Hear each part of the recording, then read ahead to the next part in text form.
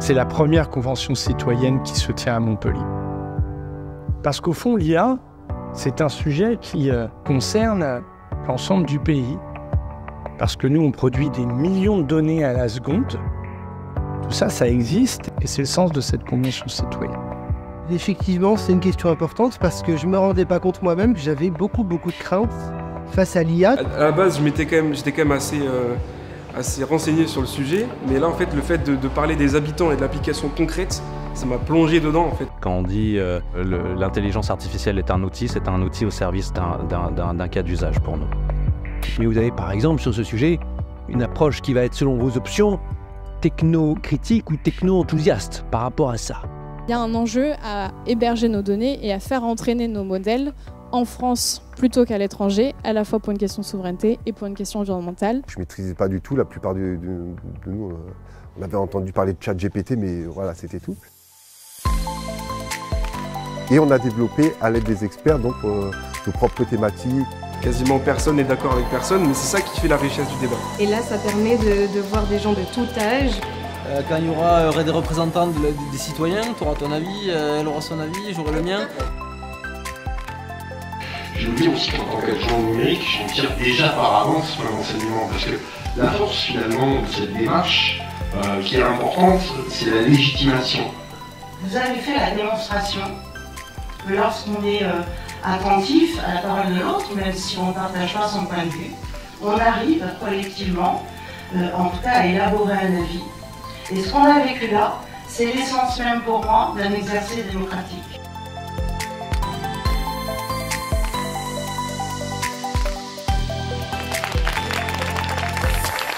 Merci beaucoup, bravo à toutes et à tous.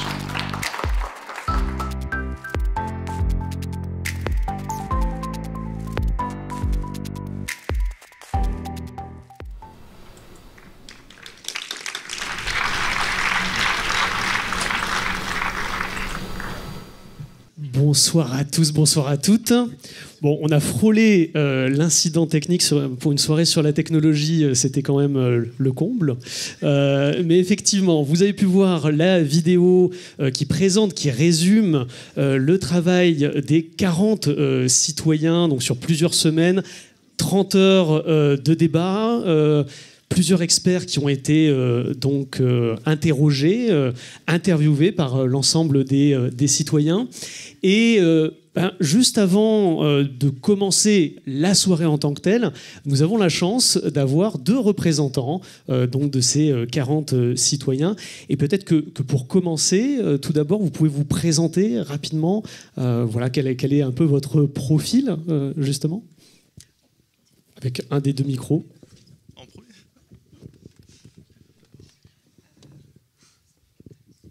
Est-ce que ça marche? Oui. Ça marche. Alors moi je m'appelle Anne, j'ai 34 ans et je suis auto-entrepreneuse, donc voilà. Et j'ai participé à la Convention citoyenne avec 39 autres super personnes, donc c'était top. Eh bien moi c'est Arthur, j'ai 27 ans, je suis en formation web développeur web mobile et à côté je suis community manager et donc j'ai aussi participé à cette Convention citoyenne qui a eu lieu pendant 3 mois, durant 3 sessions et... Voilà, que dire de plus. Et donc sur les profils des autres, alors sans nous faire effectivement la liste, puisque nous n'avons que 10 minutes pour parler de cette convention citoyenne, mais concrètement, quelles étaient un peu la diversité des profils ? Alors en fait, il y a déjà une chose à savoir, c'est que toutes les personnes qui ont été sélectionnées, elles étaient sélectionnées parce qu'elles n'avaient aucun rapport avec l'IA. Donc ça, c'était déjà quelque chose d'important. Pas de connaissances. Il ne fallait pas qu'on soit en lien avec l'IA. Et après, on avait des personnes de tout âge et une représentation des genres aussi, c'était 50-50. On avait de 18 à 76 ans, il me semble, la plus âgée. C'est ça. Donc non, mais vraiment de tout type de profil, tout type de profil socio-économique aussi. Voilà, donc c'était assez représentatif, je pense. Et c'est vrai que les 40 citoyens, mais comme ce qui a été dit par... Agnès Robin, ils ont été donc désignés grâce à un panéliste qui a permis d'avoir une assez bonne représentativité des habitants de la métropole. Pour vous, vraiment, avec votre expérience, qu'est-ce que vous retirez justement de ces 3 mois de convention citoyenne ? Qu'est-ce que j'en retire ? J'en retire déjà beaucoup de choses.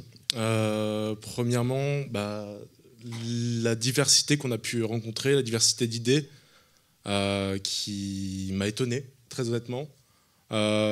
Beaucoup de gens sont arrivés, certes, avec des a priori, mais ont passé outre ces a priori et ont réussi à garder l'esprit ouvert. Et c'est grâce à ça qu'on a pu justement avoir ce cadre de discussion qui était quand même fantastique et où on a pu échanger nos idées, débattre sur nos idées et arriver justement à le travail qu'on a produit tout simplement sur la Convention citoyenne. Et alors, pour vous ? Moi, j'ai trouvé que c'était... je sais que c'est marrant quand on parle d'intelligence artificielle de dire que c'était une expérience humaine très enrichissante. C'était vraiment super bien. Et d'ailleurs, merci aussi à toutes les personnes qui travaillent à la métropole. Vous avez fait un super boulot. Et ouais, c'était très, très enrichissant. Et ce qui était surtout particulièrement agréable, c'est qu'on était vraiment dans le respect, dans l'écoute et dans la bienveillance. Et ça, je pense que c'est peut-être pour ça qu'on a fourni un travail de qualité à ce point-là.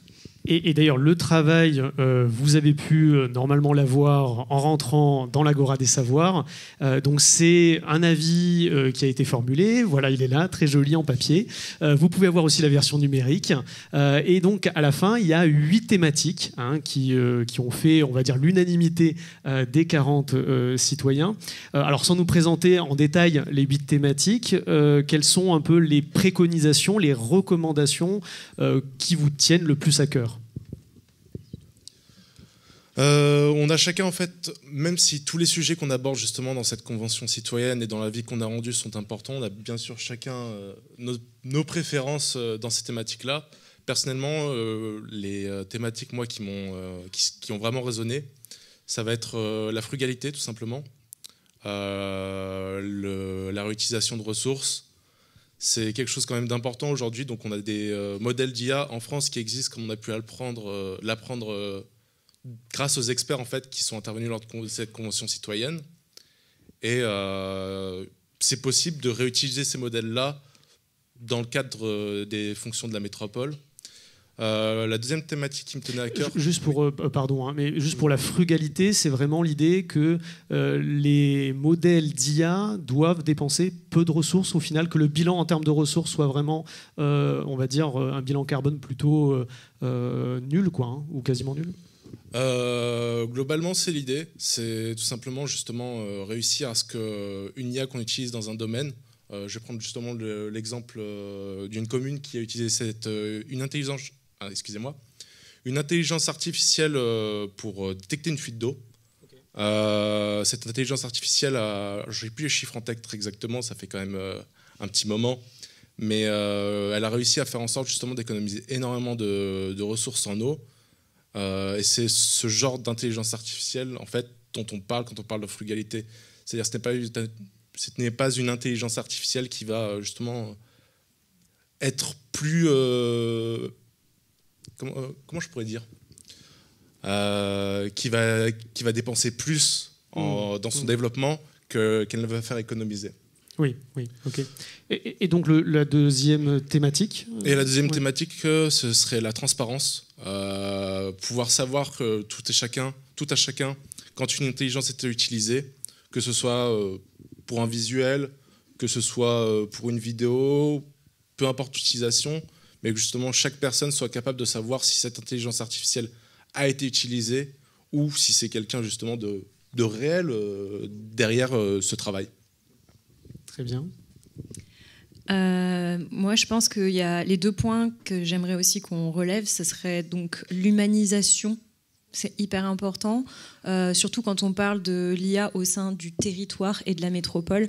C'est que le but, c'est pas qu'on remplace les gens par des intelligences artificielles, mais au contraire qu'on facilite le travail de toutes ces personnes qui vont bénéficier en fait de cet outil.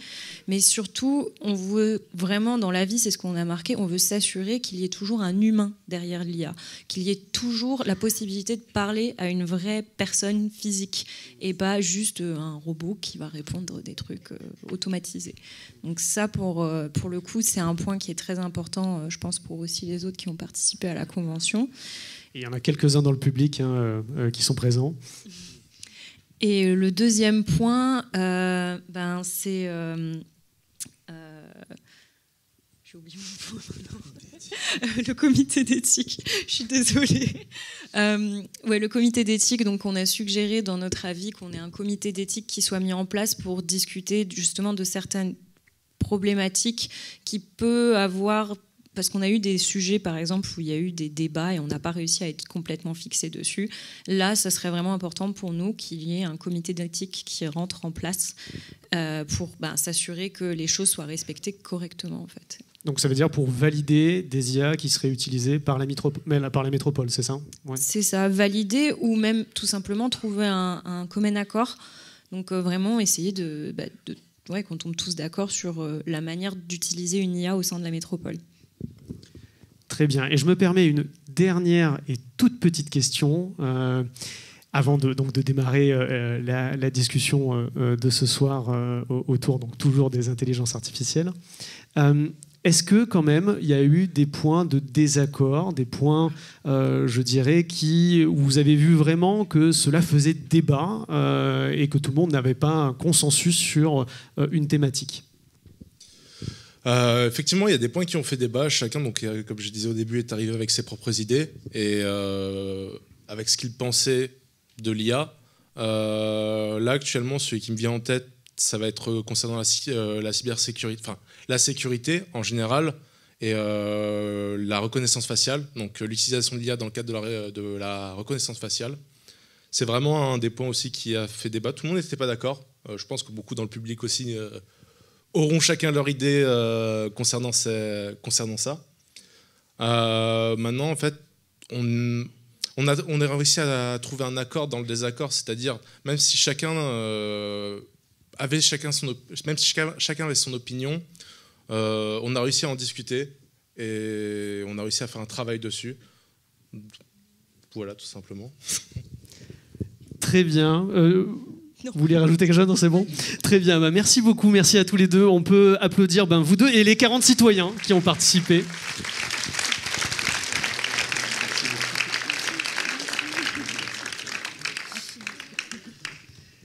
Et nous allons commencer le sujet de la soirée, le grand sujet de la soirée, donc l'intelligence artificielle. Est-ce que c'est une nouvelle composante de la démocratie et de notre rapport à l'information? Je vais inviter donc Asma Mala à me rejoindre donc sur la scène. Et je vais devoir vous annoncer une mauvaise nouvelle. Malheureusement, nous avons des moyens techniques grâce à la visio et malheureusement, Cédric Villani, pour des contraintes professionnelles, ne pouvait pas être ce soir avec nous. Et donc, nous allons le retrouver donc en distanciel, mais je crois que vous l'avez vu un peu subrepticement, c'est ça? Oui, il est apparu sur l'écran. Donc, je vais aussi juste indiquer, avant de présenter nos deux intervenants, que durant la soirée, de temps en temps, sur cet écran, vous allez voir des plumes nomades. Alors ça peut vous paraître un peu étrange, hein. Qu'est-ce que c'est une plume nomade? Alors ça va être des petits croquis à l'aquarelle et à l'encre de Chine qui représenteront certains points névralgiques, je dirais, de la soirée. Voilà, typiquement, en voici un. Donc ça sera des résumés, une facilitation graphique pour exprimer donc des points qui sont particulièrement importants durant cette soirée. Voilà, et c'est réalisé donc par Sylvaine Génie qui est juste derrière et on l'en remercie. Je vais donc maintenant présenter nos intervenantes. Je vais commencer par Asma Mala. Donc vous êtes spécialiste des enjeux géopolitiques de la tech. Vous êtes membre du laboratoire d'anthropologie politique de l'EHESS. Vous enseignez à Sciences Po, à Polytechnique, à Columbia et vous conseillez les gouvernements et les institutions dans leur politique publique autour des technologies. Sur ces sujets, vous avez animé en 2023, donc l'année dernière, durant tout l'été, sur France Inter, une émission qui est très intéressante, et je vous conseille d'ailleurs le podcast qui est toujours disponible sur Radio France, Cyberpouvoir. Et vous êtes autrice, bien sûr, du très récent Technopolitique, comment les nouvelles technologies ont fait de nous des soldats, qui vient tout juste de paraître. Il est tout chaud, puisque c'était en février. Bonsoir. Bonsoir. Bonsoir à tous, bonsoir à toutes. Et alors, je ne sais pas si on va le voir sur l'écran, mais nous avons donc Cédric Villani, comme je vous l'annonçais, Ah, voilà, il est là, en distanciel. Et alors, bon, je vais vous présenter, mais je pense que toutes les personnes ici dans la salle le connaissent très bien, mais je vais vous le présenter. Je vais faire une présentation, bien sûr, qui sera non exhaustive, présentation courte et synthétique. Vous êtes Cédric Villani, mathématicien. Vos travaux ont été couronnés en 2010 par la médaille Fields. Et après avoir dirigé l'Institut Henri Poincaré, vous devenez député de 2017 à 2022. Vous consacrez également de manière très importante à la vulgarisation scientifique, alors bien sûr à travers la réalisation de nombreuses conférences, mais aussi par la publication de livres. Je vais en citer 2, Théorème vivant et Les mathématiques sont la poésie des sciences. Et en 2017, vous avez été chargé d'une mission parlementaire de 6 mois sur la rédaction d'un rapport de préparation à la stratégie nationale sur l'intelligence artificielle. Et c'est bien sûr le sujet de ce soir, vous l'aurez compris. Merci et bonsoir Cédric Villani. Je vais commencer par une première question par rapport à la Convention citoyenne sur l'intelligence artificielle de la métropole de Montpellier. Donc c'est la première au niveau à l'échelon français.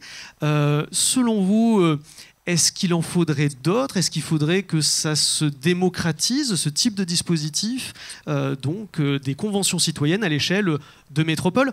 Et je vais faire aussi une deuxième question par là même, sur l'échelon national. Est-ce qu'il faudrait qu'il y ait une convention citoyenne, un peu comme la Convention sur le climat, autour des intelligences artificielles? Alors, pour moi, pour Asma, ouais. Allez, oui.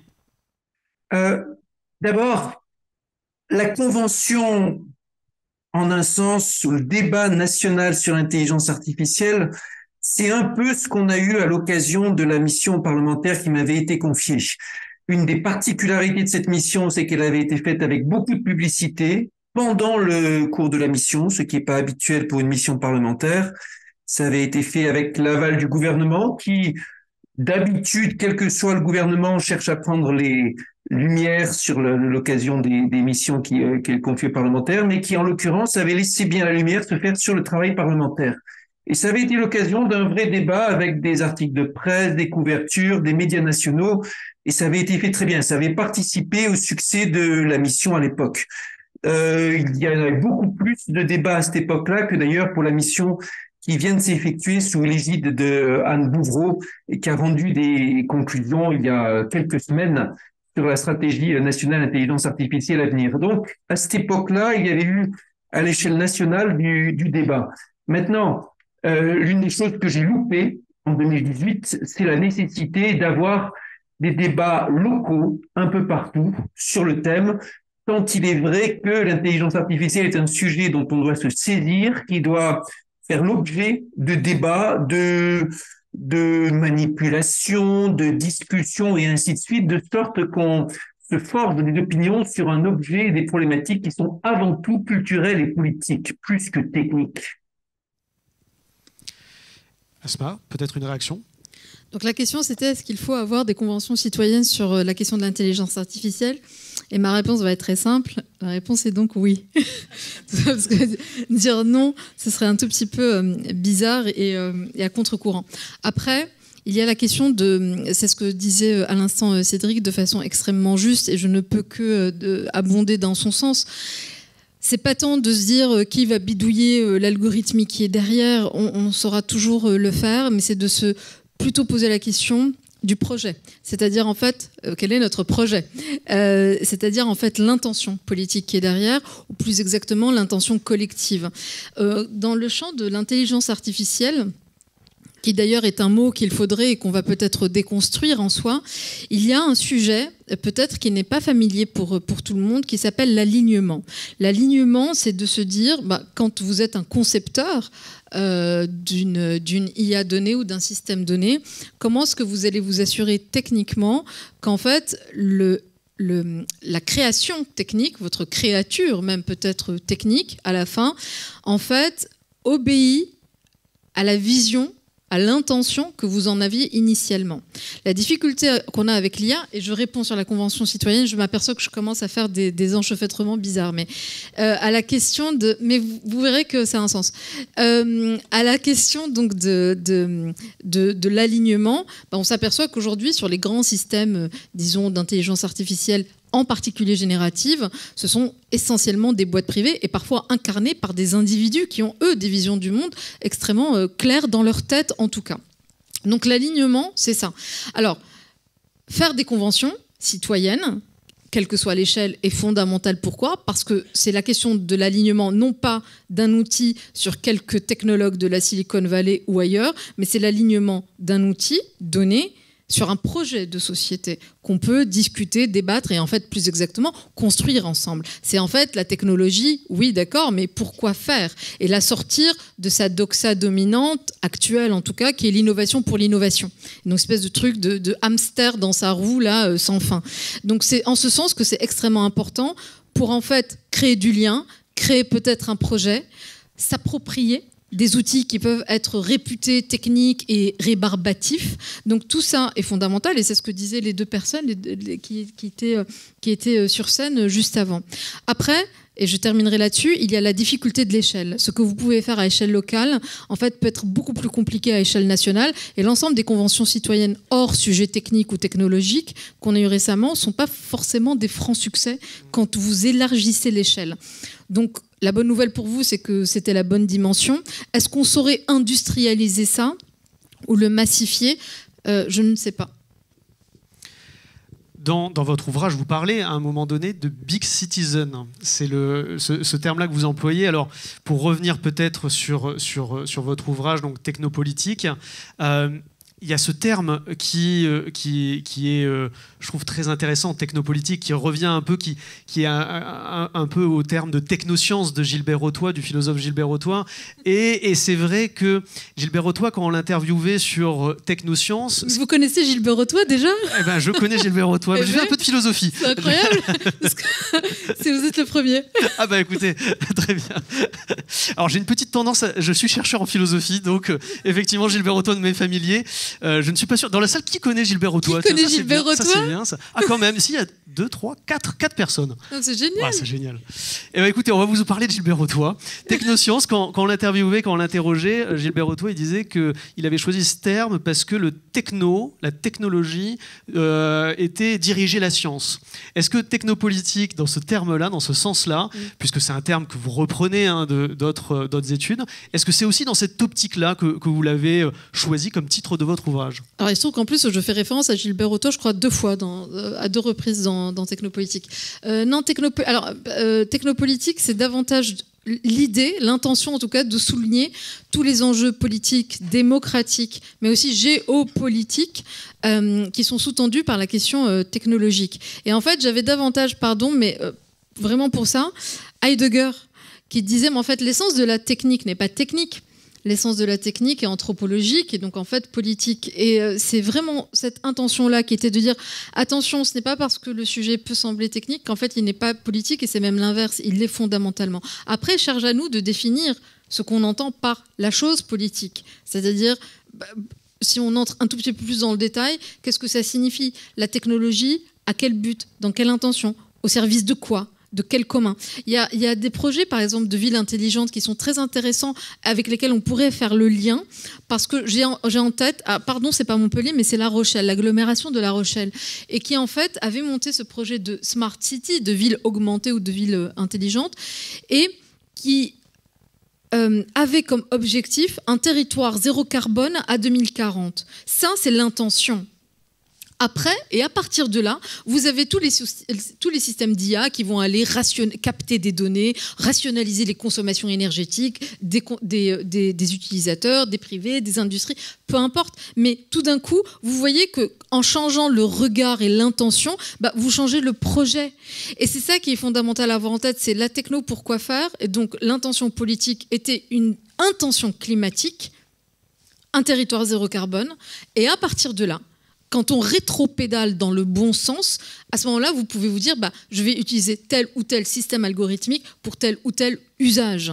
Et ça devient tout d'un coup beaucoup plus intéressant comme conversation collective à avoir. Et la dernière chose sur ce projet-là que j'ai en tête, c'est qu'ils avaient aussi toute la dimension de souveraineté technologique, puisqu'ils avaient demandé, mais vraiment de façon extrêmement claire et assumée, de n'avoir aucun acteur américain, par exemple. Donc, ça nous forçait à travailler avec l'écosystème d'innovation locale, les startups locales. Je me souviens que les data à l'époque étaient d'ailleurs hébergés à la fac de La Rochelle.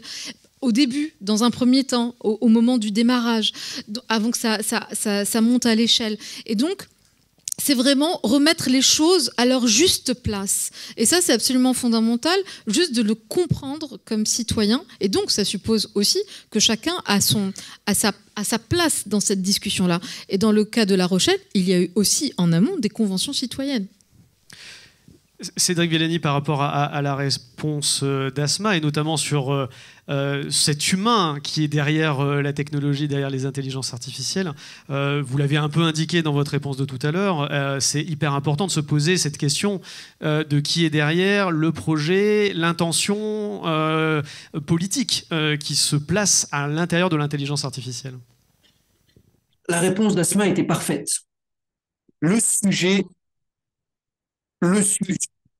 Ouais, la réponse d'Asma était parfaite. Le clé du sujet, la question est politique. Et à l'échelle de la Convention citoyenne pour l'IA à Montpellier, on a vu, dans le temps du débat, le focus se déplacer d'un focus très technique à un focus de projet, de société. Et cette transposition, le fait de passer de l'outil à l'intention, c'est quelque chose qui a besoin d'être fait sans arrêt.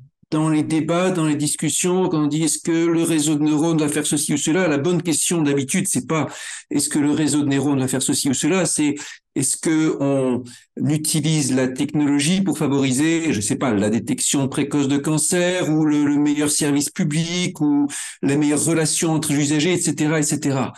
On voit que pour prendre un autre exemple, la réglementation européenne, le AI Act a été tiraillé entre la volonté de vouloir surveiller davantage les technologies qui semblent moins sûres, qui sont plus expérimentales, sur lesquelles on a moins de garanties, et le fait qu'à la fin, il faut être d'autant plus responsable que l'enjeu, que le but, que l'objectif est plus ou moins important, etc. À la fin, ce qui sort, c'est un compromis entre les deux qui est pas mauvais, même si on sait qu'à un moment, dans certaines versions antérieures, il y avait une tentation, comme souvent, de vouloir plus se focaliser sur l'aspect technologique, et ça, c'est la mauvaise façon de voir les choses. Et ça a été un de mes leitmotifs au cours de ces dernières années, de répéter sans arrêt les problèmes technologiques, on arrive toujours à les résoudre. Si c'est soluble, techniquement, il y a toujours quelqu'un qui va réussir à le résoudre. Les problèmes politiques, c'est beaucoup, beaucoup plus dur. Et c'est là que sont les décisions collectives à prendre, et c'est là que sont les arbitrages, c'est là qu'il doit y avoir les personnes responsables. La personne responsable n'est pas la personne qui programme, c'est la personne qui est chef politique, celle qui s'occupe de mettre en œuvre un projet de société avec un mandat donné par les citoyens, et ainsi de suite. Et d'ailleurs, c'est ce qu'indiquaient les deux rapporteurs. L'humanisation, d'avoir un humain derrière les IA, c'est quelque chose qui est extrêmement important. Je peux rebondir ? Bien sûr. Pardon, c'était peut-être pas le canevas, mais je sais que dans ce que Cédric, tu as pu dire... il y a souvent, d'ailleurs régulièrement, il y a quelque chose moi qui m'intéresse beaucoup, et tu l'évoquais même à l'instant. C'est en fait, encore une fois, c'est toujours se dire vraiment pourquoi faire en trois mots. Et la technologie, ou en tout cas, je préfère le mot outil technique, peut être, en fait, je ne peux pas dire que c'est ni bien ni mal, parce qu'ils encapsulent toujours une vision des valeurs, mais vous pouvez le mettre au service d'autres choses, la question climatique, les IA médicales, les diagnostics de diverses pathologies. On pense immédiatement au cancer, mais pas que. Et donc, c'est toujours se dire quels sont nos grands défis. Un des grands défis qu'on aura, qui est incraquable par exemple par l'IA, je crois, c'est la question des inégalités, l'explosion des inégalités à échelle nationale, les surpolarisations, mais aussi à échelle globale. Et donc, c'est toujours se dire quel est le problème que j'ai besoin de résoudre, et après se dire quelles sont les solutions qu'on apporte. Et là où Cédric a parfaitement raison, c'est que la technique n'est qu'une des réponses, n'est qu'un des facteurs de la réponse globale qui est forcément toujours multifactorielle. Toujours. Et sur la question de l'humain, mais en fait, l'IA, c'est toujours présenté comme un truc un peu magique. Vous savez, c'est cette un peu croyance, d'ailleurs vachement colportée par les médias, beaucoup, sur... et par la Silicon Valley aussi, mais avec qui, ce côté ramène. magique. Oui, non, mais tout ça est parfois un continuum, mais qui pose cette croyance un peu du solutionnisme technologique, d'une croyance un peu scientiste, que tout d'un coup, vous allez avoir une IA pour une autre IA, et donc, mais en fait, non, quand vous décortiquez un tout petit peu, et là, je vais très vite m'arrêter parce que je vais sortir de mon champ de compétences, mais quand vous décortiquez la chaîne de valeur d'une IA donnée, vous n'avez de l'homme au sens de l'humain, mais vraiment de bout en bout de la chaîne, du concepteur technologue aux ingénieurs, aux petites mains qui sont au Cambodge, au Kenya, qui vont en fait vraiment alimenter, éduquer aux filtres éthiques, moraux, etc. Par exemple, j'ai en tête ChatGPT. Donc en fait, l'utilisateur, vraiment, à la fin des fins et à la toute fin de l'usage. Donc en réalité, derrière une IA donnée, vous avez de l'humain, mais vraiment de bout en bout de la chaîne, en réalité. Dans un interview à l'Hebdo 1, Hebdo le 1, pardon, vous avez dit, Asma Mala, la Silicon Valley, c'est la privatisation de notre avenir commun. On le retrouve un peu enfin un peu beaucoup même, dans votre livre. Est-ce que finalement les big tech, donc Amazon, Google, etc., mettent en jeu un peu notre démocratie, mais surtout sont maintenant des États dans l'État? Est-ce qu'on peut dire que ça devient un État à part, en fait? Non, alors moi, je sais pas du tout, c'est en tout cas pas le pari que je prends, et c'est pas du tout ma thèse, et c'est pas la façon dont je comprends l'articulation de ces nouvelles formes de pouvoir, en tout cas les nouvelles distributions du pouvoir et de la puissance. Il y a deux choses que je pose dans Technopolitique, et puis après je m'arrête, et je donnerai peut-être la parole à Cédric là-dessus, parce que son point de vue peut être ultra intéressant sur cette question-là en particulier. Mais la première hypothèse que je pose dans Technopolitique et dans mon travail en général, c'est qu'en fait, que ce soit l'intelligence artificielle, les réseaux sociaux, les implants Neuralink, peu importe, tout ça en fait est en train de mettre, si vous les mettez en lien, si vous les mettez en narration entre eux, en fait ça crée un système, ce que je vais appeler infrasystème parce qu'il fallait bien mettre des mots à un moment donné, mais en fait une infrastructure civilisationnelle socle à partir de laquelle se déploie, en fait, quand vous y pensez, quand on y pense, absolument tout le reste, c'est-à-dire le fait économique, le fait politique, le fait social, le fait militaire, le fait industriel. C'est très difficile aujourd'hui de faire sans ces technologies-là. Donc ça, c'est la première hypothèse de départ. Et puis la deuxième qui arrive très vite, c'est qu'on se rend compte que ces infras-là, qui sont en fait de nature publique, sont des entreprises privées qui les détiennent. Et en fait, si on continue à filtrer et à raisonner comme ça en pyramide inversée, on se rend compte qu'on peut les compter sur les doigts de deux mains. Donc ça va être Elon Musk et toute sa galaxie X-Corp. Je sais que Cédric Villani déteste ce nom-là. C'est Sam Altman et OpenAI, c'est Microsoft, c'est Google, c'est Meta, c'est aussi Palantir, mais c'est aussi des startups ultra spécialisées, très importantes, mais très inconnues du grand public, comme Anduril, par exemple.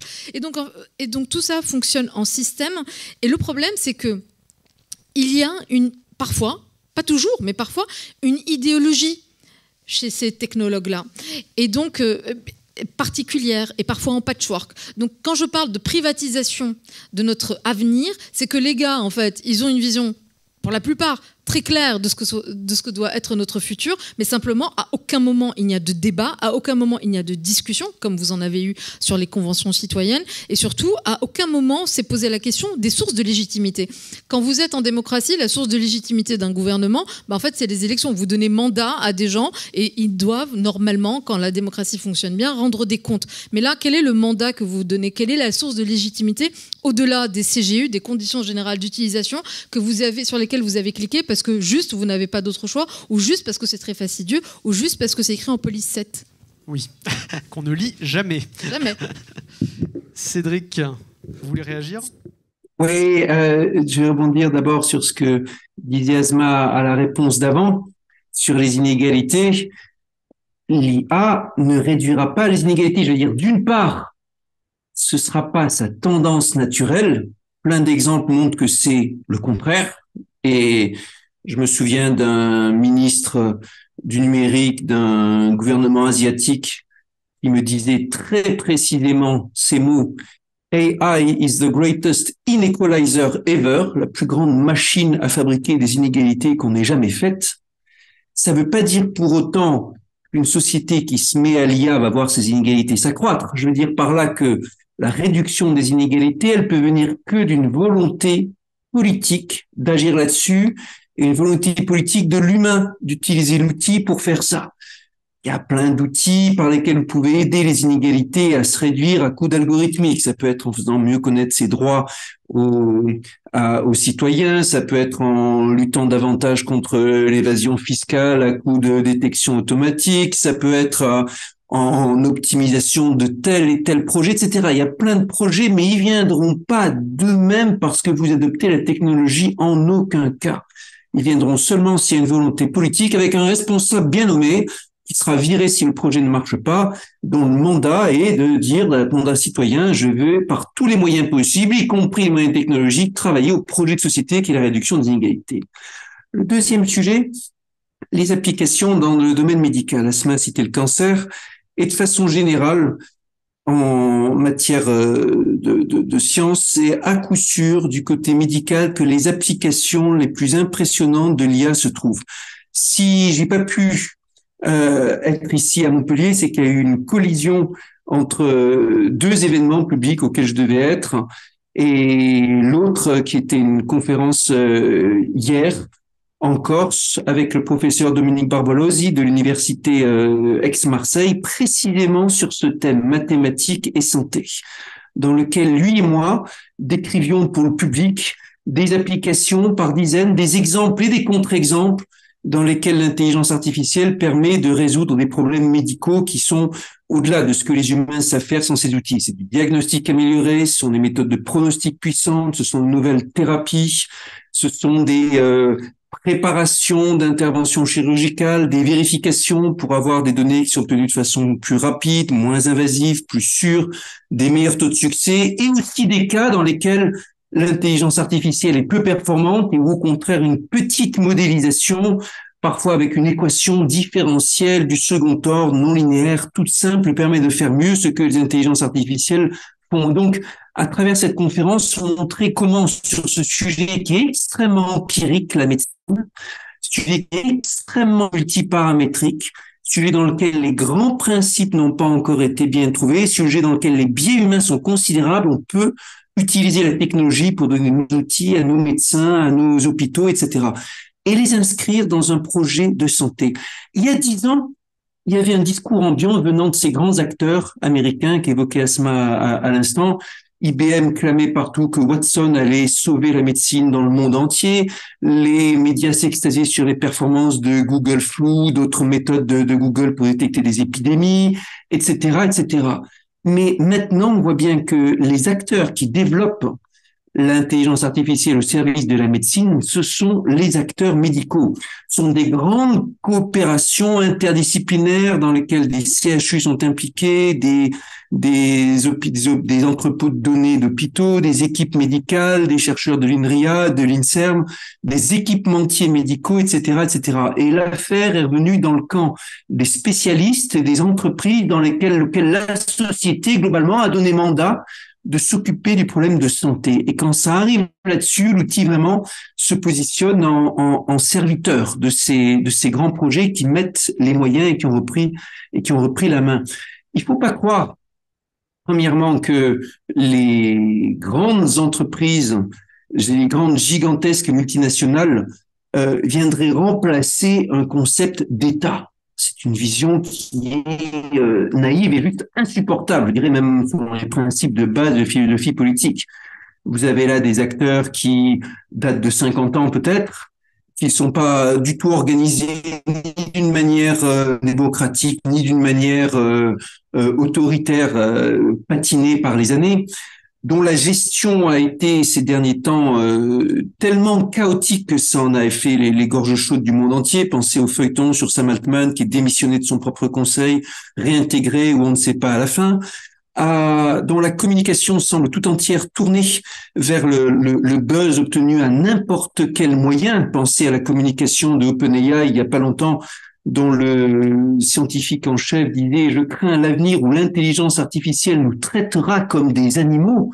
Il est évidemment hors de question de confier un projet de société entre les mains d'acteurs aussi fantasques et aussi peu représentatifs. Ça ne veut pas dire non plus qu'il faut les boycotter, les blacklister, éviter tout avec lui, mais trouver les bonnes façons de procéder pour que chacun soit à sa place. Le puissant industriel entend qu'il puisse fournir une stratégie et une politique industrielle puissante, et l'État, en tant qu'il garantisse, ou la République en général, en tant qu'elle garantisse à ses citoyens la possibilité d'accomplir les fondamentaux dont ils ont besoin sans se retrouver inquiétés, enchaînés, terrorisés, dépendants. Alors, sur ce point, je trouve que l'hybridité entre État et Silicon Valley, on ne la voit pas forcément nous en tant que citoyens. Et ça, c'est sans doute, je pense, enfin, je crois que dans le livre, c'est assez bien souligné, dans votre livre, c'est un danger pour la démocratie en tant que telle, de ne pas forcément voir ces hybridités qui sont, je dirais, pas pour un citoyen, en tout cas, si facilement accessibles. Alors, non, l'hybridité, c'est sur la nature des big tech, c'est-à-dire ces géants technologiques qu'on a cités. Pourquoi une hybridité dans leur nature? Non pas sur ce qu'ils font d'abord, mais sur ce qu'ils sont dans leur essence, parce que ce sont des boîtes privées, vous l'avez compris, donc ils rendent compte à qui? Au marché ou à elles-mêmes quand elles sont sorties de la cote. Par exemple, X Twitter avec Elon Musk, qui rend des comptes qu'à lui-même à la fin. Mais le problème, c'est qu'elles ne sont pas que ça. Elles sont aussi des entités géopolitiques.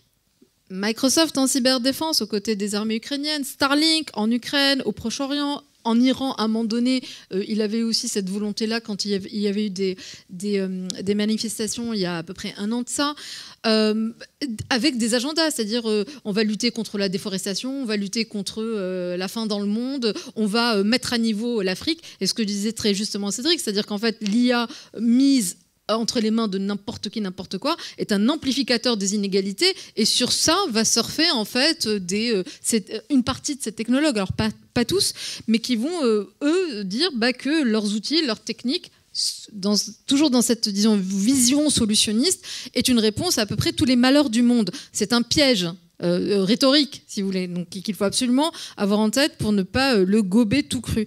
Ça, c'est la première chose. Donc l'hybridité, c'est d'abord ce qu'elles sont. Elles sont aussi des entités idéologiques. Ils ont Elon Musk, ou dans un autre style Sam Altman, ou dans un troisième style Peter Thiel, mais tous ont un point commun, c'est une espèce de détestation de ce qu'est la démocratie.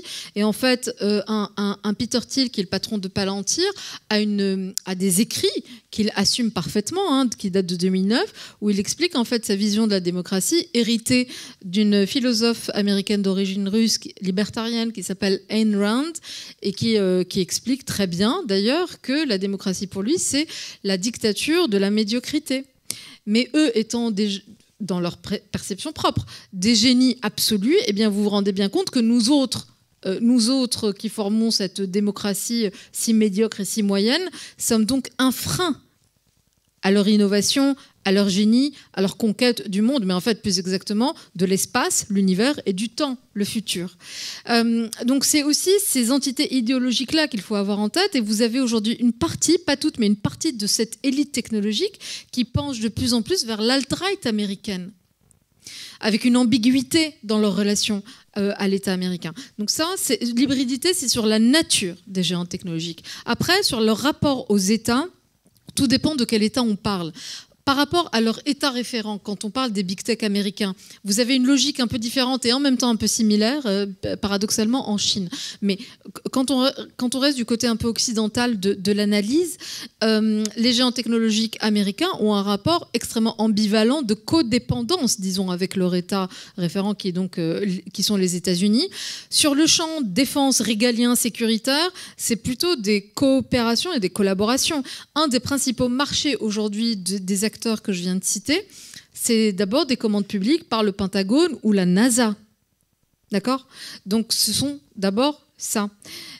Et en fait, l'histoire d'Internet, si on remonte encore, et même en fait de l'intelligence artificielle, est très adossée au financement de la DARPA, qui est en fait l'agence de rupture ou d'innovation de rupture du Pentagone.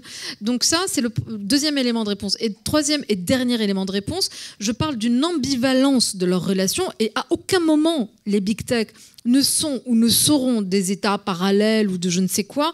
Non, en fait, il y a une ambivalence, donc coopération sur des marchés, sécuritaire défense, on va dire, et puis en même temps une relation beaucoup plus adversaire, frontale, conflictuelle sur les questions de désinformation, de liberté d'expression, donc des réseaux sociaux.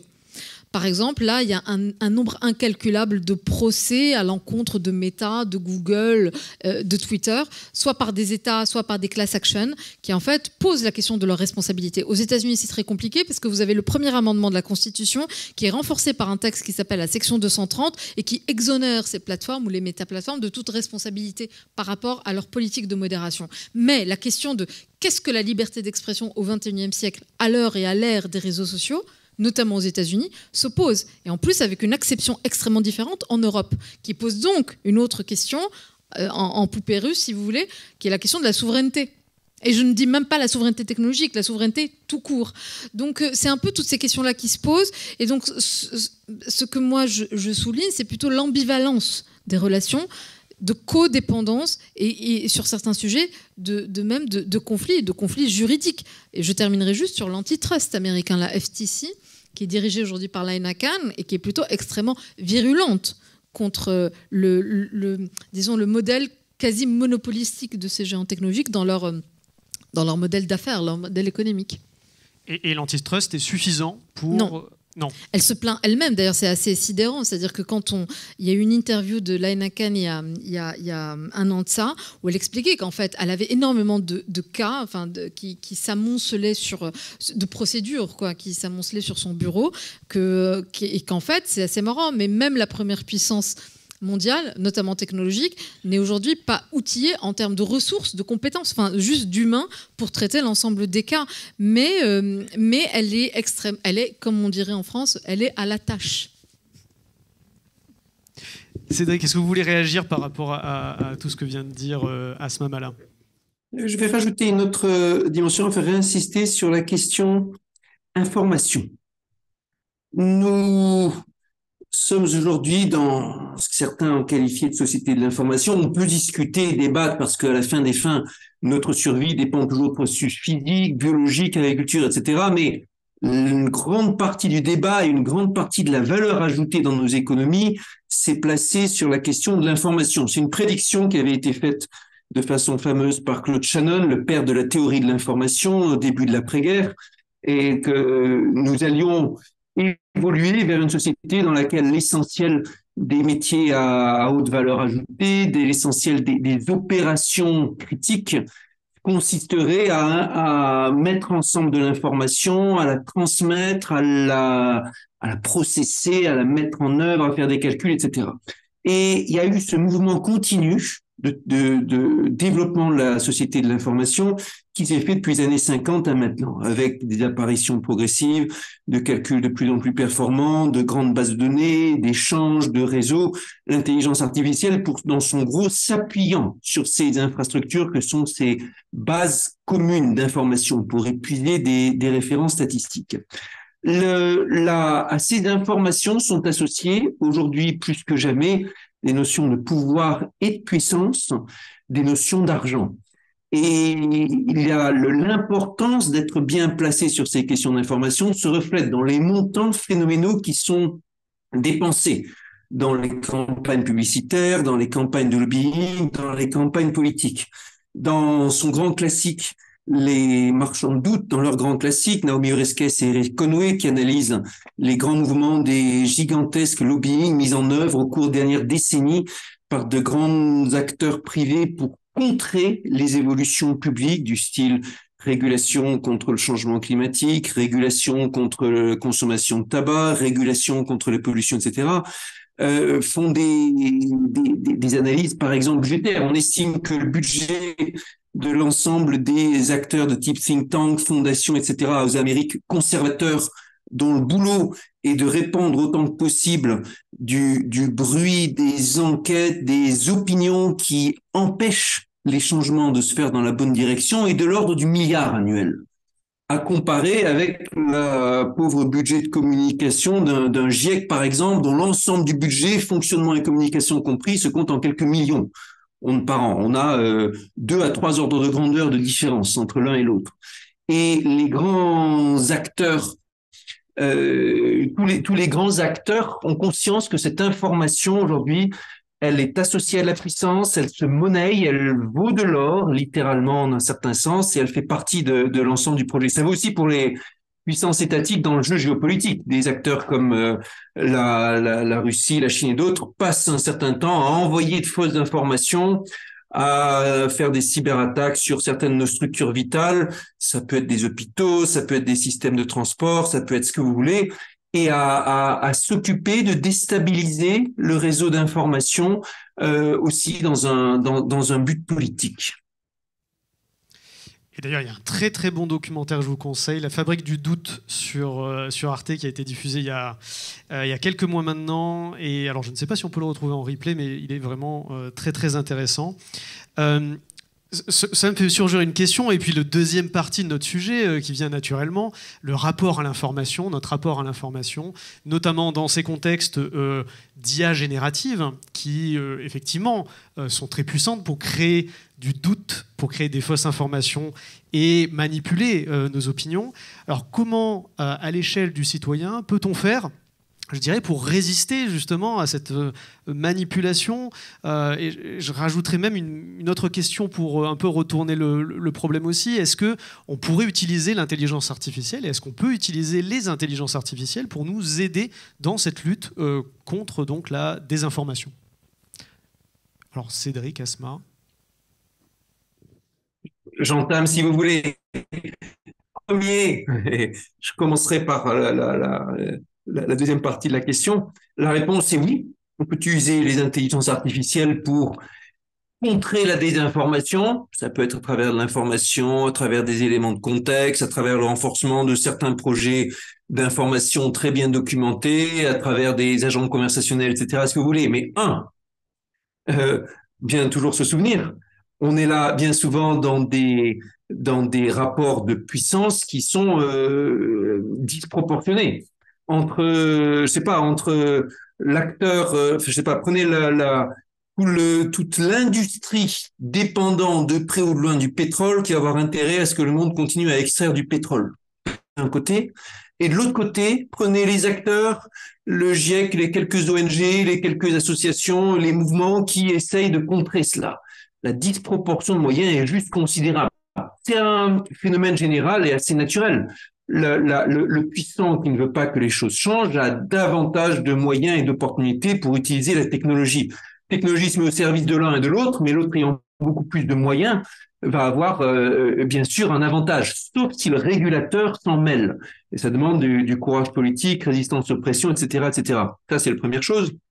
Deuxièmement, nous avons des phénomènes humains extrêmement puissants qui ont été depuis longtemps étudiés par les spécialistes des biais cognitifs sur le fait d'aller naturellement croire certains types d'informations, d'être attiré par les contenus qui sont fondés sur le scandale, la violence et tout ce que vous voulez, qui rendent les choses extrêmement difficiles. Tout à l'heure, Asma disait la technologie n'est pas neutre. Rappelez, bien sûr, la technologie n'est pas neutre parce qu'elle vient en interaction avec nous qui avons nos biais et qui allons les favoriser par rapport à tel ou tel. Le fait, par exemple, que la mise en œuvre des réseaux numériques, la mise en œuvre des échanges à distance soit associée bien souvent à des phénomènes tels que des échanges violents, de la polarisation des extrêmes, etc., qui est disséqué par exemple par un chercheur comme David Chavalarias, c'est en partie dû aux algorithmes d'intelligence artificielle qui vont favoriser les contenus qui génèrent plus d'attention, plus de buzz, etc., mais pas que.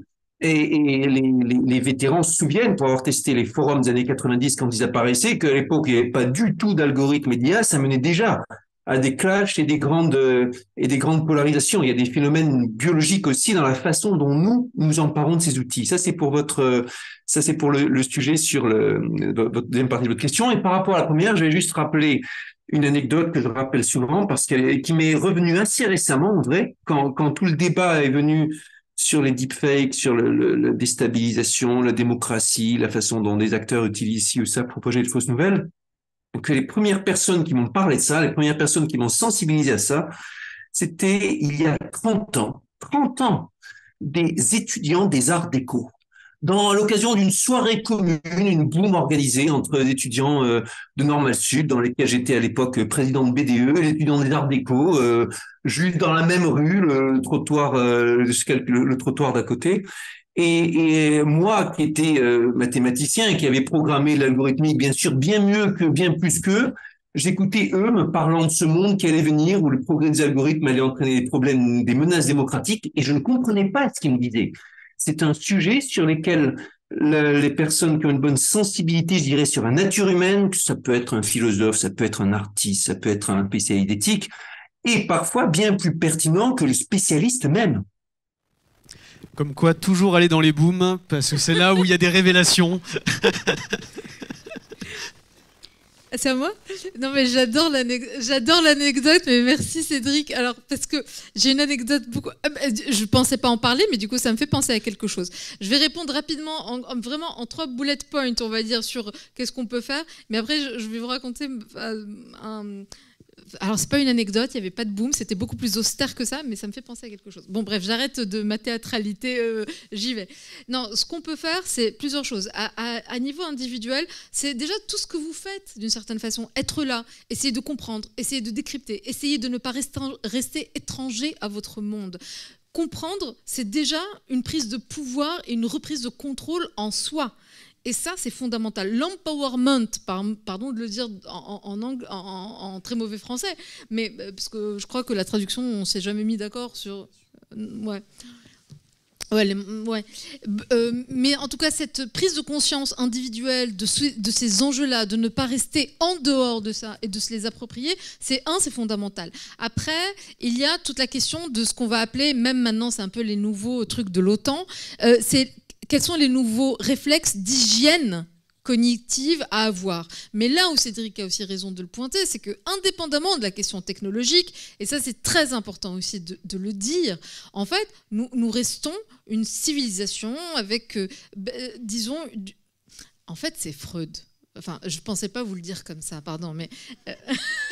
Quoi, tout est lié à Freud? Non, en fait c'est Freud. C'est Eros et Thanatos, le truc. Et donc, à un moment donné, il va falloir qu'on choisisse un peu notre camp. Donc, soit on va finir par s'en mettre mais vraiment sur la tronche, et ça va être la guerre de tous contre tous, et c'est le retour de Hobbes. Et c'est un chemin absolument possible, parce que les technologies telles que gouvernées actuellement, les réseaux augmentés des IA génératives, qui elles-mêmes vont produire à très bas coût et de façon massive, en fait, les deepfakes, les audios, etc., parce que le nouveau truc maintenant, c'est juste la simulation de faux audios qui en fait sont encore beaucoup plus nocifs parce que vous n'avez plus toute la sophistication de l'image. Vous avez simplement à truquer la vidéo. On l'a vu récemment avec les élections indiennes. Modi, qui lui-même a utilisé des IA pour aller inonder ses électeurs avec des messages ultra personnalisés. Ou aux États-Unis, ou en Argentine, plus récemment. Donc ce que je veux vous dire, c'est que Freud, c'était quoi? Et qu'est-ce qu'il essayait de saisir et de mettre en équation, d'une certaine façon? C'est notre pulsion de vie, notre pulsion de mort. Et ça, pardon, mais c'est pas Elon Musk qui l'a inventé, je veux dire. Donc il faut aussi être un tout petit peu dans une forme d'autocritique, d'introspection, et de se dire qu'est-ce qu'on fout ensemble et est-ce qu'on a envie de continuer à être ensemble, à désirer construire quelque chose ensemble. C'est-à-dire donc restreindre nos pulsions de mort, de destruction et d'autodestruction parfois. Donc ça, c'est le deuxième élément de réponse. Pardon. Le troisième, c'est oui, vous avez toujours des outils techniques qui vont venir vous aider, mais qui ne seront pas la panacée, qui seront eux-mêmes parfaitement faillibles et contournables. Parce que ce qui est incroyable avec la technologie, mais vous l'avez compris, c'est que quand vous avez un outil qui arrive, tout d'un coup, vous avez son contre, disons, ou la génération d'après et son contournement. Donc ça va être un peu une espèce de course à l'échalote sans fin. Donc c'est utile, bien sûr. On le voit notamment dans les questions cyber, ça vous permet... face à l'augmentation de la menace, d'avoir en fait des outils qui vont vous aider à identifier un peu plus vite, un peu plus rapidement cette même menace ou son évolution plus exactement. Donc oui, ça peut être intéressant, mais vous allez toujours garder à un moment donné quand même le jugement critique au final de l'humain quelque part. Et puis vous avez des possibilités aussi, alors maintenant davantage sur la question de la politique publique, de benchmarker, c'est-à-dire d'aller voir un peu ce qui se passe ailleurs. Et il y a des pays qui ont vraiment planché sur ces questions-là. Je pense à la Finlande, qui a en fait très, disons, sujette aux campagnes de désinformation et de déstabilisation russe, notamment sur les réseaux sociaux, et qui a entrepris de reconstruire son récit commun, son récit national, j'allais dire, mais vraiment, c'est-à-dire avec un des meilleurs spécialistes de la question qui est américain et qui est professeur à Harvard, qui s'appelle Jed Willard, et donc ils se sont enfermés pendant plusieurs mois dans un bunker, ils se sont vraiment reconstruits ce qu'est être finlandais et pourquoi est-ce qu'on pouvait ou on devait être fier d'être finlandais. Et donc tout d'un coup, chaque citoyen devient aussi rempart d'une certaine façon, puisque chaque citoyen peut être la cible et qu'à un moment donné, toutes les solutions un peu verticales, du haut vers le bas, de l'État vers la société, vont avoir, sur ces questions-là en tout cas, très très vite leurs limites. On l'a vu pendant Stop Covid d'ailleurs. Pendant le Covid avec Stop Covid justement. Donc au Canada, ils ont eu d'autres approches qui sont hyper intéressantes et pas très coûteuses en termes de politique publique, de campagne de sensibilisation avec des relais d'influence, etc. auprès des jeunes. Donc il y a des choses qui se passent ailleurs, si tant est qu'on accepte de sortir, de déplacer un peu le regard, de sortir un peu de soi et de regarder un peu ce que font les copains et les camarades à droite et à gauche qui sont en fait en prise avec les mêmes enjeux et les mêmes difficultés. Et puis, je terminerai là-dessus en référence à la boum de Cédric. Il y a la semaine dernière, je crois, je faisais un débat avec un auteur de science-fiction qui s'appelle Benjamin Fogel, que vous connaissez ou pas, je ne sais pas, peu importe, mais que je vous invite en tout cas à découvrir très chaudement. Et donc dans le débat, on avait à peu près cette discussion-là en ces termes-là. Mais lui, et c'est ce que dit Cédric en fait, avait une autre sensibilité qui était une sensibilité d'auteur, de quelqu'un qui allait travailler une autre matière qui était celle de l'imagination, des perspectives, de construire d'autres mondes, d'autres alternatives. Et on était arrivé à la conclusion, incroyable, qu'en fait la nouvelle norme était le virtuel et que progressivement, possiblement, c'était le réel qui devenait le refuge, le lieu de la complexité, le lieu du lien, le lieu physique, au sens physique, comme on est là aujourd'hui ensemble, c'est-à-dire physiquement dans un même lieu. Ça pourrait être l'école, ça pourrait être l'université. Mais en fait, là où vous avez une transparence totale et absolue, en fait, c'est sur Internet. Vous ne mentez pas à Google globalement. Et puis vous lâchez, on produit, et je dis bien produire, en permanence des données personnelles, parfois ultra intimes, avec en plus une espèce d'indifférence croissante à la question de votre intimité, de la vie privée, etc. Et en même temps, si on se dit ça, si potentiellement la nouvelle norme, c'est ce qu'on lâche en fait sur ces plateformes-là, alors il ne faut surtout pas désinvestir le réel, qui en serait la contre-proposition. Le sous-titre du livre, donc de votre livre Asma Mala, c'est, je le prends, donc technopolitique, comment la technologie fait de nous des soldats. Et c'est vrai que finalement, j'ai été un peu interpellé par cette notion de soldat, de ce côté, vous en parlez, de guerre cognitive, et on en parlait là sur le rapport à l'information. Est-ce que ça veut dire qu'il faut que nous devenions des soldats, ou est-ce que ça veut dire que déjà nous sommes des soldats et que finalement, en fait, on ne peut rien faire ? Pour répondre brièvement, le choc technologique, si vous voulez, sur lequel on passe énormément de temps collectivement à débattre, à discuter, et c'est heureux qu'on le fasse. Si on essaie de le décrire de façon un tout petit peu plus fine, c'est quoi ? C'est des technologies. En fait, on passe d'une démocratie de masse, le XXe siècle, à une démocratie d'hyper-personnalisation de masse, donc qui a cette capacité par ces technos-là à vous hyper-cibler, à vous micro-cibler. Le grand scandale de ça, c'était quand même Cambridge Analytica, mais en fait, plutôt qu'un scandale, c'était une espèce de point de départ à quelque chose qui allait se généraliser, en fait. Avant ça, c'était Snowden. Donc, hyper-personnalisation de masse. Et c'est Hannah Arendt qui expliquait les risques démocratiques de ça. C'est-à-dire que dès l'instant où vous êtes un atome perdu dans la masse, c'est une espèce d'autoroute vers les totalitarismes. Parce que c'est la dislocation du lien, du commun, du collectif, du vivre ensemble, de faire société ou faire nation. Donc c'est un point de vigilance extrême. Regarder l'autre en permanence, maintenir un lien, une discussion, un débat.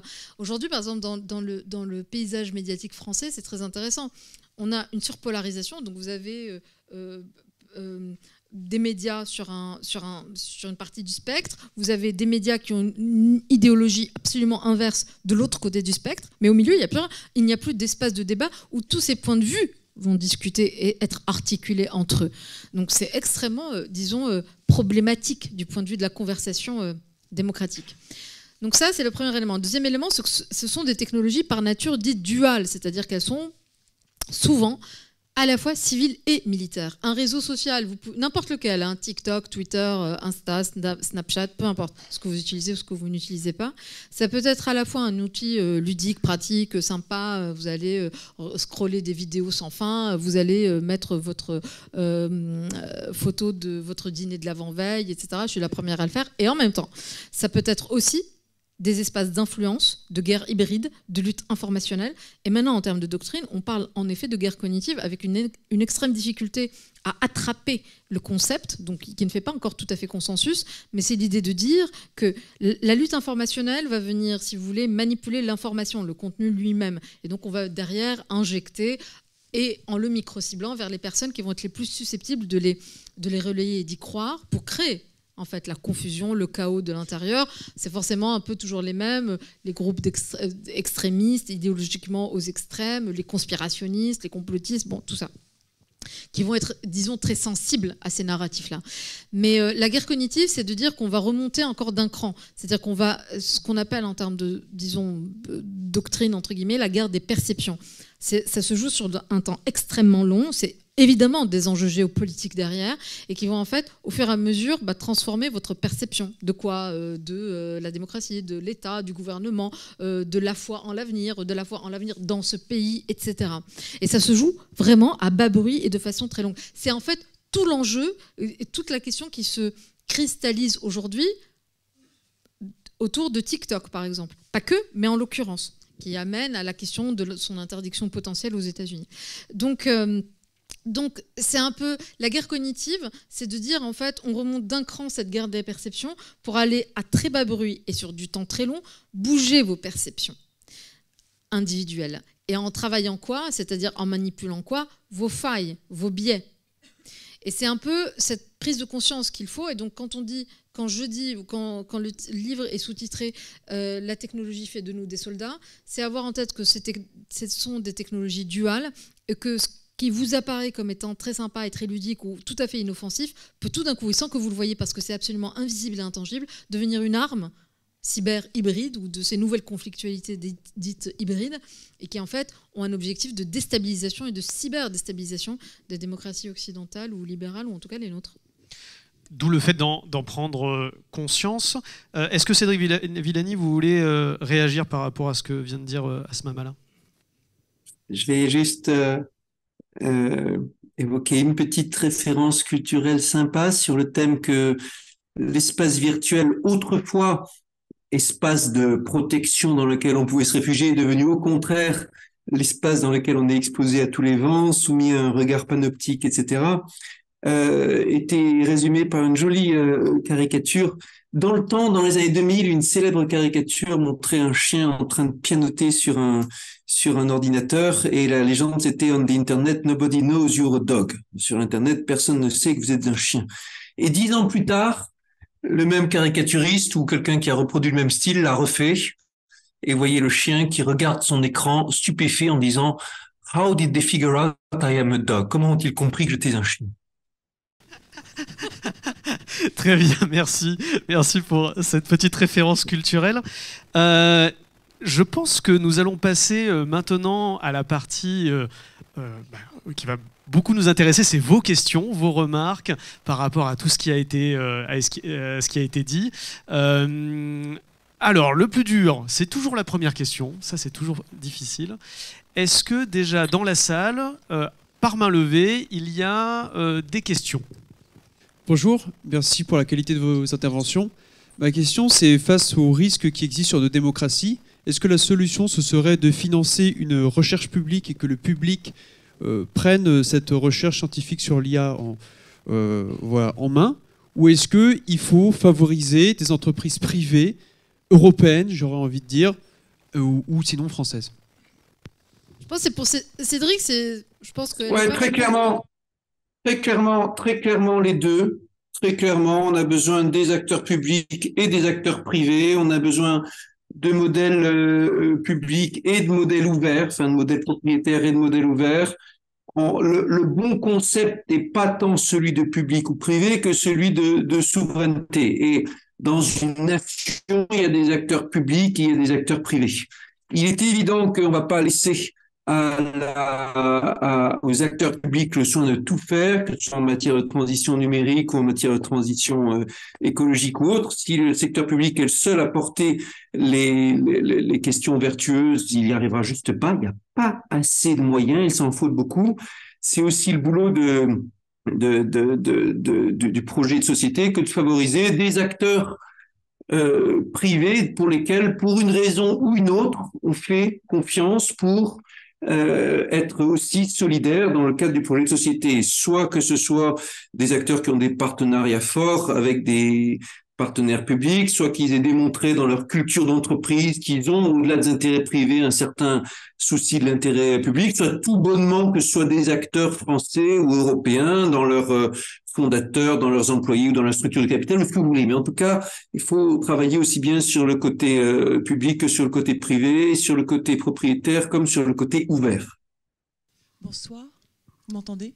Oui, on vous entend. Oui. Est-ce que vous pensez que le phénomène que Cambridge Analytica, qui a donné lieu au Brexit, à l'élection de Trump et tout ce que l'on sait, va devenir dans les sociétés modernes une sorte de systématique par rapport à toutes les élections? Est-ce qu'on va ne plus pouvoir l'éviter? C'est pour moi? Je crois, oui. Alors, une petite remarque, et après je réponds. Je ne dirais jamais que Cambridge Analytica a généré le Brexit et la victoire de Trump.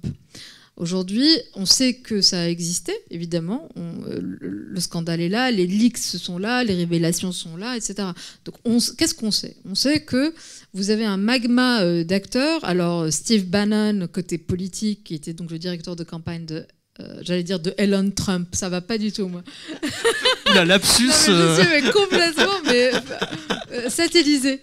De Donald Trump, d'un côté, donc qui avait monté finalement l'opération. Vous aviez Cambridge Analytica et sa sœur jumelle en start-up, qui étaient ces start-up de collecte de data et de micro-ciblage de ces fameuses publicités qui allaient donc cibler les électeurs hésitants dans les États, les swing states, dans les États qui hésitaient et qui donc étaient plus, disons, facilement manipulables. Avec d'ailleurs, et ça on le dit très très peu, une vision de Steve Bannon lui-même qui parlait de guerre culturelle, un peu à la Gramsci, hein, où en fait, ils avaient... Une de leurs cibles, c'était les électeurs de couleur noire, pour en fait, non pas les emmener sur un vote Trump, mais pour les empêcher de voter Clinton. Donc, il y avait quand même cette dimension-là. Et vous aviez aussi des chercheurs russes, notamment un certain Alexander Kagan, je crois, si je ne me trompe pas, peut-être que je me trompe, enfin bon, des chercheurs russes qui étaient aussi dans cet écosystème et dont on soupçonne en fait des liens avec le FSB et donc aussi une partie d'ingérence russe dans les élections américaines, ou en tout cas via Cambridge Analytica, au-delà de l'ensemble des autres ingérences qu'ils avaient fait à ce moment-là par d'autres canaux et d'autres moyens. Donc, en fait, ça, c'est, on a cette information-là. Donc, c'est ça, Cambridge Analytica. Après, attention, la facilité de dire, mais en fait, c'est ça qui a amené Trump, je ne sais quoi. On n'a pas le calcul, on ne sait pas qui a voté quoi. Il y a encore le secret de l'isoloir. Donc, en fait, le passage à l'acte, à date, n'est pas mesurable. Ou alors, on met un flic derrière chaque citoyen, ou bientôt peut-être une puce Neuralink dans le cerveau de chaque citoyen. Et là, on saura un peu plus. Mais en tout cas sur le passage à l'acte, moi je ne saurais pas me prononcer. Est-ce qu'il y a eu un impact, de quelle nature, de quelle hauteur, à quel... Bon. Sur maintenant la question de est-ce que c'était une anecdote malheureuse ou est-ce que c'est devenu la norme, encore une fois, si on procède avec méthode, si on se dit Cambridge Analytica, c'est des ingérences de pays étrangers, c'est des élections dont on aimerait manipuler le résultat, c'est des partis ou des leaders populistes et démagogues qui manipulent les réseaux sociaux et qui manipulent les possibilités de micro-ciblage et donc aussi de discours sur mesure en fonction de la cible, du marketing politique ultra ciblé. Si on dit que Cambridge Analytica, c'est ça, et aujourd'hui on a les deepfakes, je vous ai parlé de Modi, de Javier Milei, etc., à ce moment-là, pardon, mais c'est déjà la norme. Alors, je crois qu'il... Cédric, vous voulez réagir peut-être? Non, je suis tout à fait d'accord. D'une part, oui, il y a eu un impact de Cambridge Analytica, mais c'est pas clair que ça a été un impact décisif, et je pense qu'on le saura jamais. Et oui, c'est devenu déjà la norme. Ce genre de choses maintenant fait partie du jeu des élections, et oui, c'est la vie. Non, mais j'aimerais ajouter... Non, mais Cédric, j'ai envie d'ajouter un truc. Parce que, donc, que les démagos, les psychos, etc., et tous les fachos en herbe et les aspirants utilisent et usent et abusent, disons, de l'algorithmie, des top topics, des trends, des machins pour manipuler et pour vous donner à entendre ce que votre oreille aimerait écouter ou l'inverse. Bon, ça, d'accord. Mais toute la question est de se dire... les candidats, en revanche, qui sont censés avoir une exemplarité, une éthique, ce qu'on va appeler en France l'arc républicain, je crois, ou je ne sais pas. Ceux-là, eux, est-ce qu'ils vont avoir en fait une espèce d'obligation d'atteindre ce standard-là, d'une certaine façon, d'une façon ou d'une autre, ou est-ce qu'ils vont maintenir leur, disons, éthique dans l'exercice politique ou en tout cas électoral et ne pas aller vers la facilité, c'est-à-dire des outils qui peuvent, on l'a vu avec Zemmour, Éric Zemmour sur la dernière élection présidentielle, ne pas, disons, comme on dit, les sirènes, enfin, cette expression. Les sirènes? Céder aux sirènes? Au chant des sirènes? Au chant des sirènes? Enfin, vous voyez on va ce que voter. je veux dire, ça passe, oui, cette expression idiomatique pour dire céder à la facilité et y aller, parce que d'une certaine façon, à votre gauche et à votre droite, c'est peut-être le nouveau standard, d'une certaine façon. Je ne sais pas, c'est une question que je pose et qui me vient comme ça à l'esprit. Qu'aux extrêmes, ce soit usé et abusé, ok. On le sait. Il faudrait l'arrêter, il faudrait ne pas y aller, il faudrait que nous tous fassions front face à ça. Mais de fait, bon. Mais qu'en est-il de ceux qui sont censés vraiment avoir une exemplarité sur ces questions-là? Mes petites réponses. D'abord, quand je dis c'est la vie, j'entends pas par là que ce soit une situation satisfaisante. Hein. Ça veut dire que c'est aussi notre boulot de le dénoncer, de réglementer et de s'armer contre ça. S'armer, ça veut dire détecter. Voilà. Mais disons, et il faut surtout pas croire que les gens vont être bien se comporter comme ça parce qu'on leur a dit de bien le faire.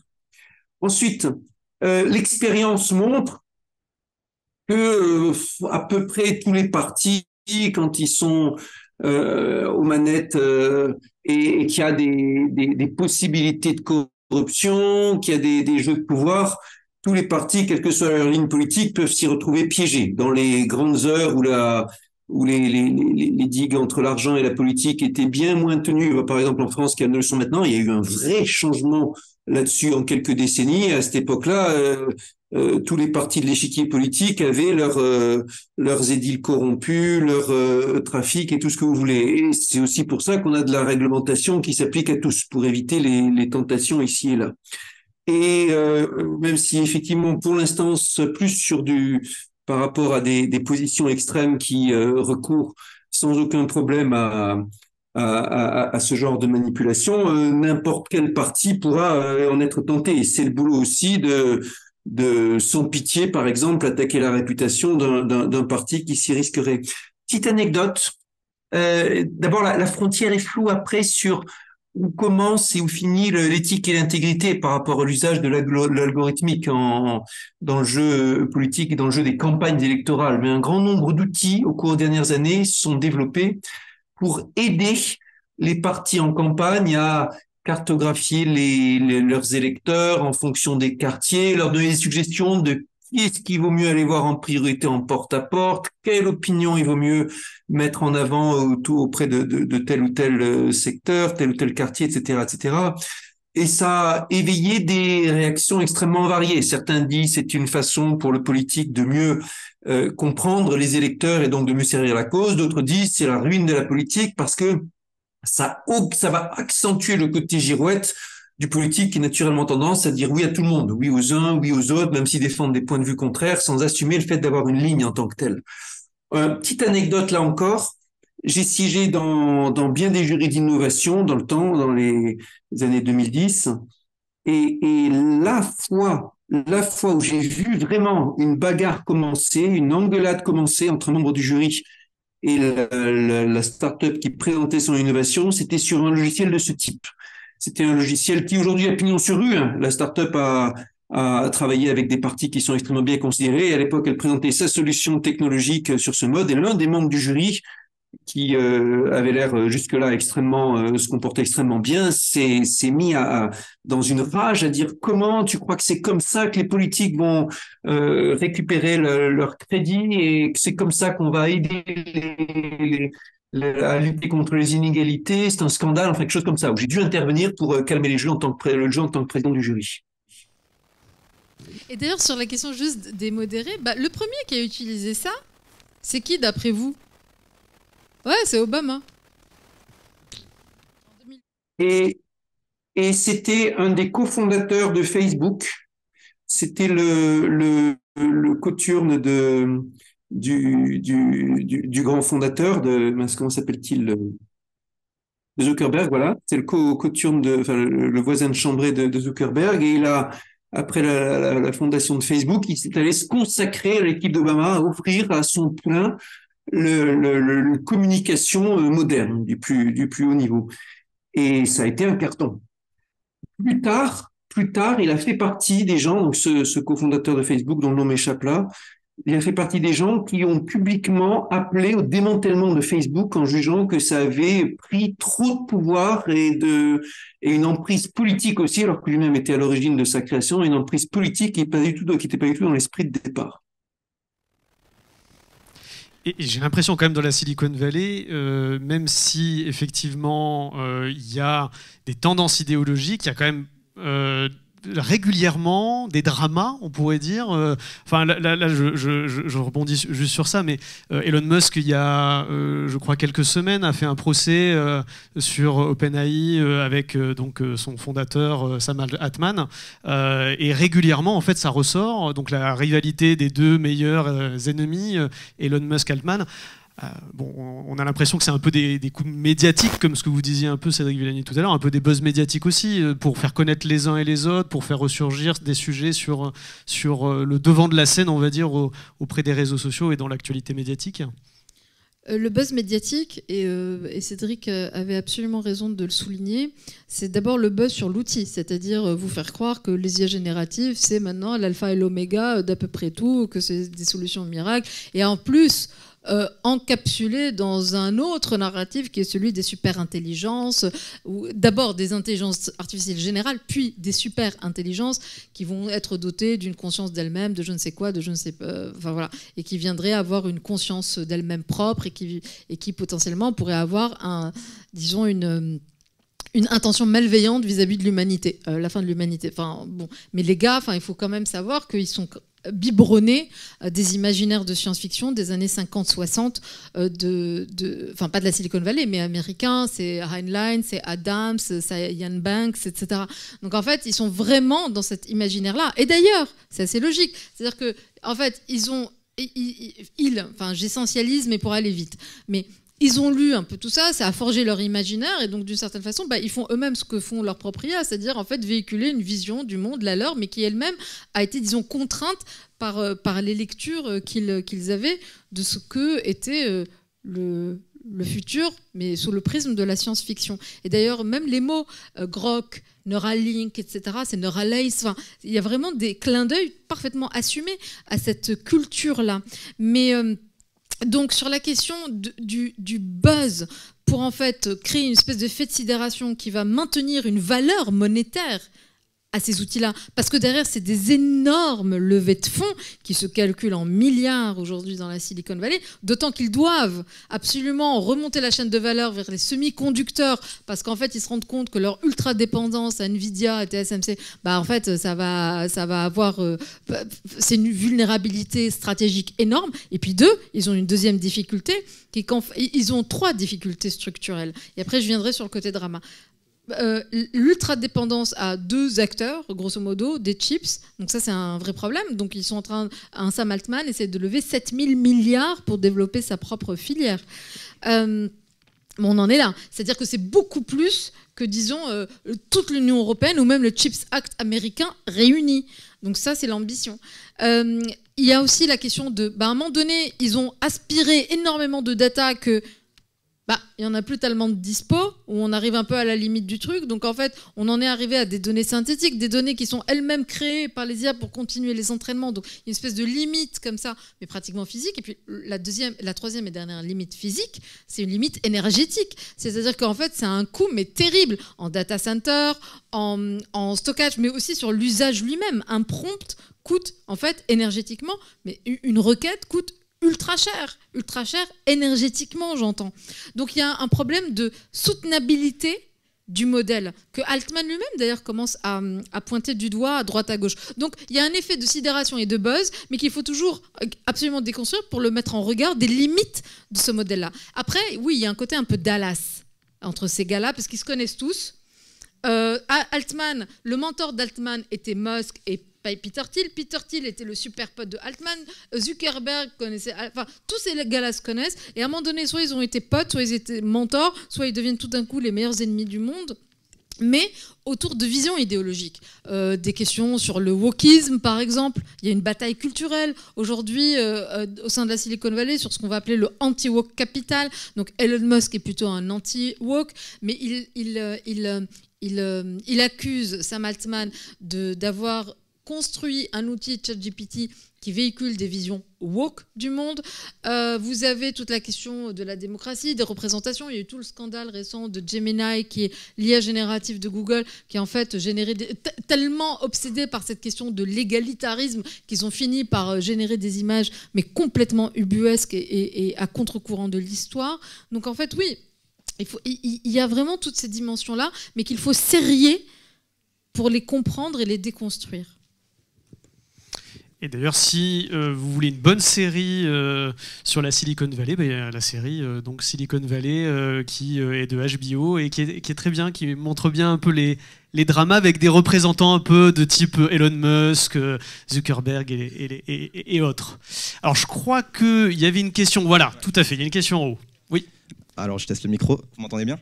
On vous entend bien. Ok, super. Bon, je me présente, Ryan Bell, coursier pour Uber Eats. Et j'ai également grandi dans la ville de Roubaix, donc on pourrait se demander pourquoi je précise ça, mais je vais vous expliquer très rapidement.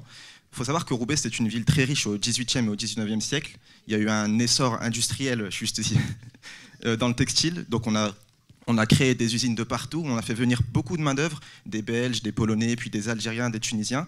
Sauf qu'au XIXe siècle, vers la fin du XIXe siècle, malheureusement, il y a eu la mondialisation.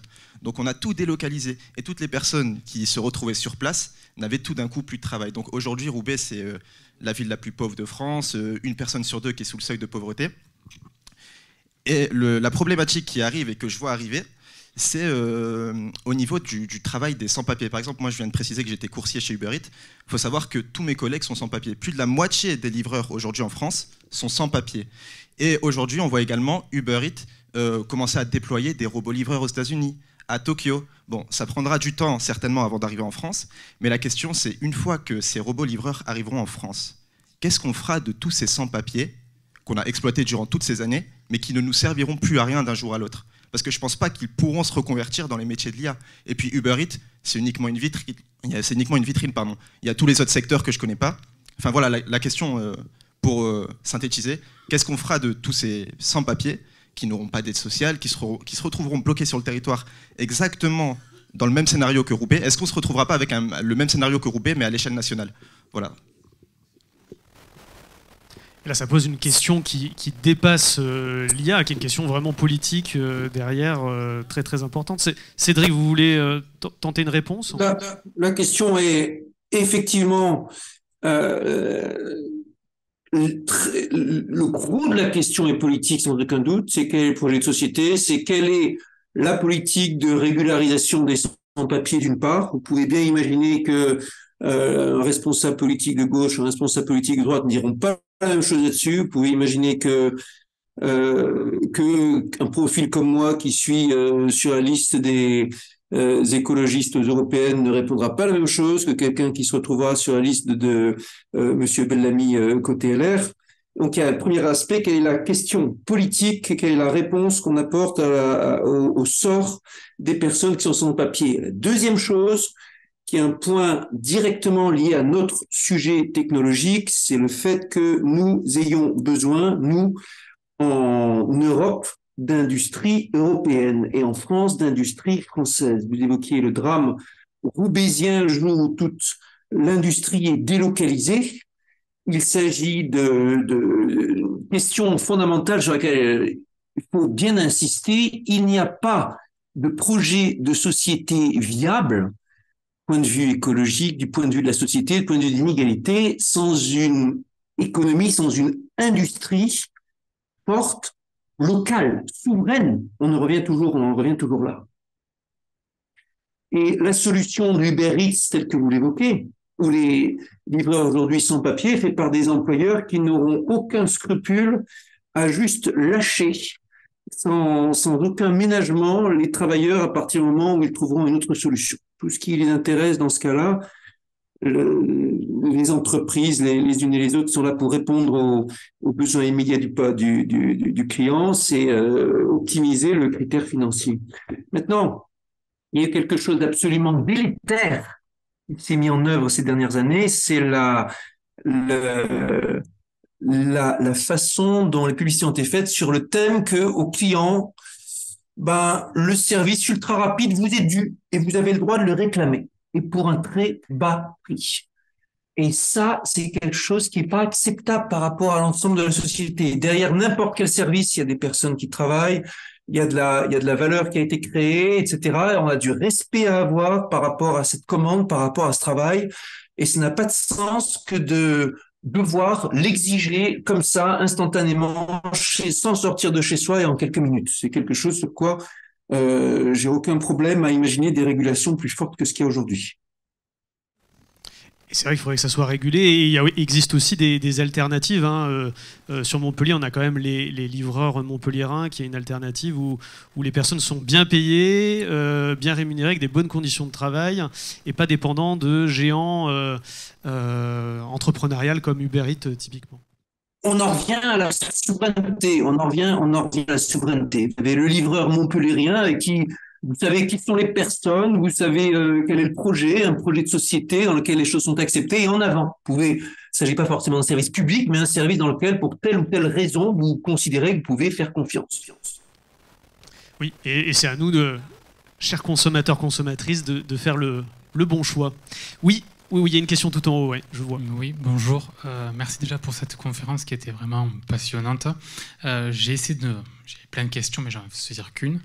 Vous avez dit, derrière une IA, et d'ailleurs ça rejoint un peu la question précédente quelque part, derrière une IA, vous avez de l'humain de bout en bout de la chaîne. Est-ce qu'on en est vraiment sûr? Et est-ce que si un jour ça n'est pas le cas, est-ce qu'on le saura? Est-ce qu'il y aura toujours cette transparence? Alors elle se posera évidemment du côté des acteurs privés. C'est plutôt un état de fait que vous nous avez relaté, mais moi j'ai l'impression qu'en fait, c'est pas pour toujours.